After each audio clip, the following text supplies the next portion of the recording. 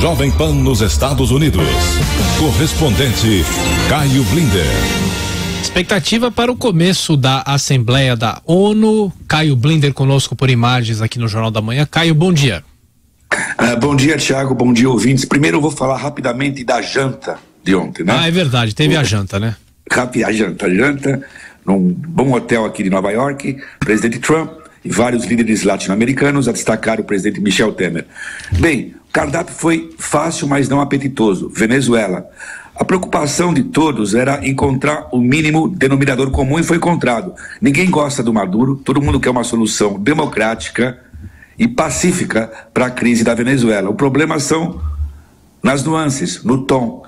O Trump, em declarações à imprensa depois do jantar, falou que ele cogita de sanções adicionais, enquanto o presidente Temer deixou claro que ele acha que a solução não exige mais sanções, especialmente sanções financeiras contra a Venezuela. Ele aceita mais pressão diplomática do exterior, ou seja, você sente uma diferença entre os países latino-americanos e o Trump nessa questão da Venezuela. Mas acho que é importante esse sinal ao mundo que o hemisfério está praticamente unido contra o chavismo do Maduro, exceto, é claro, Cuba, o último grande aliado daquele regime.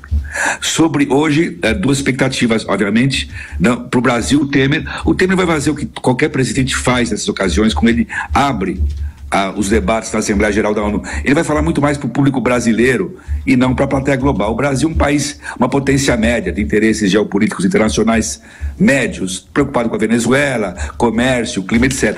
Mas o foco do discurso do Temer vai ser muito mais para o público brasileiro e, obviamente, ele vai destacar coisas boas do seu governo, ou seja, a recuperação econômica. Então, acho que aí ele vai fazer um pouco de discurso, um comício eleitoral nesse rápido discurso na ONU. O grande discurso, obviamente, é o seguinte: Trump, o primeiro discurso de Trump na ONU.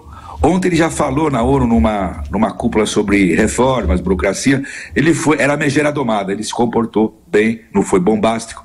Hoje se espera um discurso mais bombástico do Trump, no qual ele não fala em exportar os valores americanos como democracia, defesa dos direitos humanos, e sim a necessidade do mundo compartilhar, comungar com os Estados Unidos interesses comuns, a destacar a luta contra o terrorismo e contra a ameaça nuclear norte-coreana. Ou seja, todo mundo concorda com isso também, mas a questão é como, com o passo que cada país vai seguir nessa batalha. Mas muita ansiedade, muita expectativa, justamente porque é a estreia global de Donald Trump. E também a estreia global de Macron, né, Caio? Claro, que conversando hoje, com alguns especialistas, eles falam que também existe essa expectativa da fala dele. Você tem toda a razão, por uma razão muito importante.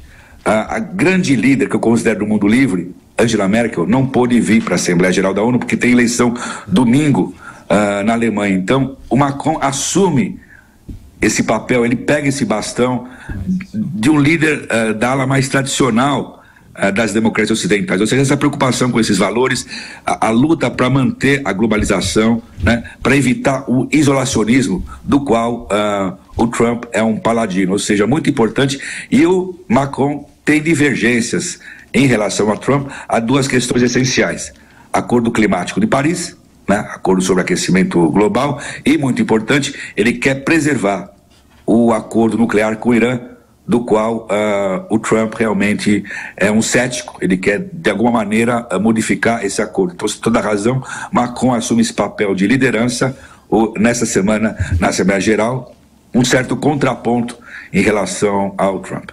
Mas só uma questão, Caio. Não, desculpe, José. Não, Rússia e China também têm a palavra aí na ONU?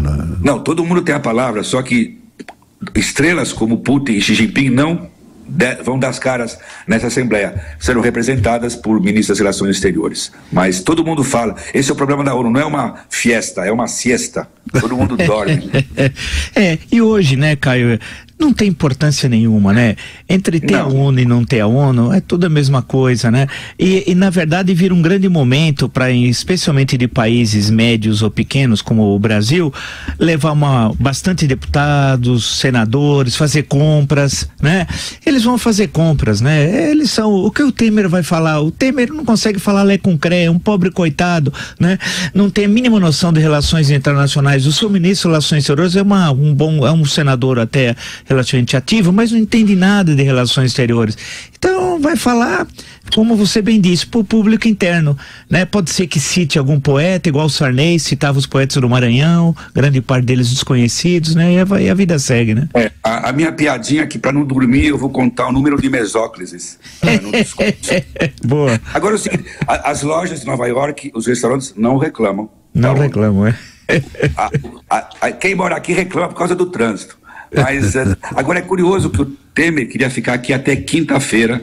A assessoria falou, não fica que você tem uns probleminhas em casa, não passa muito tempo no exterior e volta para casa na quarta. Na quarta-feira é curioso que junto com o Meirelles ele vai participar de um seminário para vender esse Brasil que, apesar da esbórnia política, até que se comporta relativamente bem na economia. Essa é a mensagem, a única mensagem que o Temer tem para vender ao mundo, especialmente muito mais na ONU, mas para vender muito mais o Brasil em Wall Street do que na ONU. Caio Blinder, estaremos te acompanhando. Bom trabalho, até mais tarde, Caio. Obrigado. E nada de siesta no discurso do Temer, hein? Vamos tentar.